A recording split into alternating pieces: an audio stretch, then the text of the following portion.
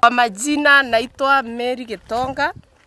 Mimi ni mkazi wa hapa wa kijiji hiki ambacho kina mtaro ambao ni hatari, ambao umekuwa na maafa mengi.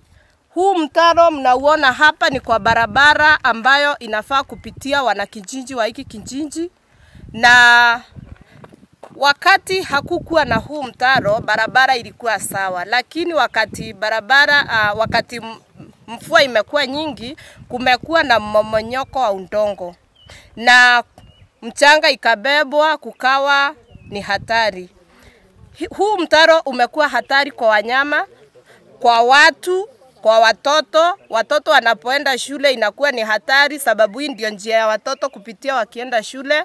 Kwa hivyo tunaomba serikali iweze kututengenezea, serikali ya kaunti, wale ambao ni wahusika wa serikali ya kaunti, tunawaomba kaunti ya Embu waweze kushughulikia huu mtaro. Ni hatari kwa wakaaji wa wanakijiji wa hiki kijiji chetu. Barabara iliachiliwa ikakosa kufanyiwa repair, na hata mmonyoko ikaweza kubeba hii barabara namna hivi yenye imebebwa, kwa sababu hapa hata kulifaa kuwekwa gabions wakati ule, lakini wakati serikali ama kiti kilipochukuliwa na mtu mwingine, siasa zikaingia ikaachiliwa barabara. Mpaka wa sasa hii barabara haijakuwa funded, na ile imefanya iwe namna hii ni kuachiliwa tu, na in fact inaduharibia hata shamba. Hii mmonyoko imeendelea hivyo, hata ya ambao tulikuwa tunauliza tunaweza staki hii serikali ya kaunti namna gani, kwa sababu hii mmonyoko imetuharibia barabara, mashamba yetu sana, na tulikuwa tunasaidia tu watu wapite.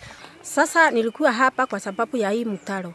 Nataka sisi Mbalile wajue hapa kuna hatari ya huyu mtaro.